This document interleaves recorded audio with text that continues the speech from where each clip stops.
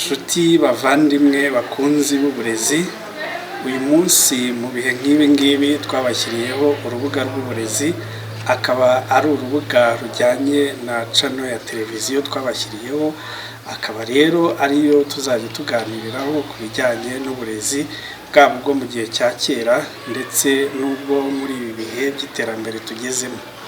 Muri iyo gahunda rero dufite ku mutima abarangije amasomo yabo ku bigo bitandukanye, aho tuzajya rwose tubagerera ku bigo bizeho, tukaganira n'abarezi, tukaganira n'abayobozi b'amashuri, tukaganira n'abanyeshuri mu rwego rwo kugira ngo tubakumbuze ubuzima bw'ishuri banyuzemo.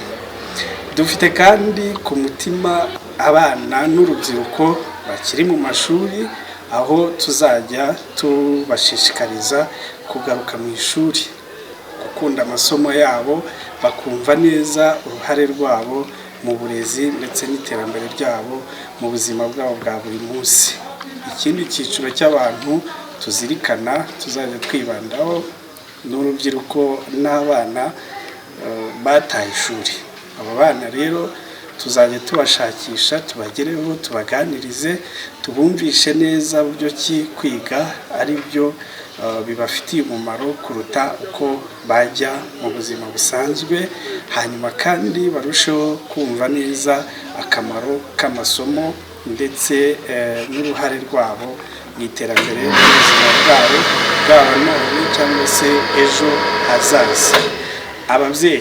Ababyeyi rero ni icyiciro gikomeye cyane tugomba kwegera, nabo tukazajya tubaganiriza ku bijyanye n'uburyo bashobora gufasha abana babo, ku buryo bashobora kwita ku bana babo mu buzima bwo ku ishuri, baba abiga baba ku ishuri cyangwa se abiga bataha.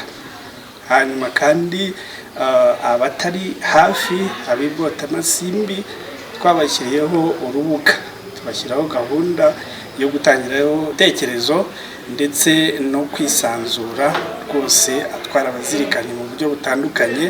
Muzajya mudutuma ku bigo ibyo ari byo byose mwizeho, tubagireyo, tubaganiririze abarezi, tuganire n'abayobozi b'ayo mashuri yanyu, muganire na barumuna banyu mwahasize, kugira ngo turusheho kugenda tubakumbuza ubuzima bw'ishuri mwanyuzemo. Hari kandi rero icyifuzo tugira ngo tubagezeho kugira ngo izi ntego zose zizagende neza.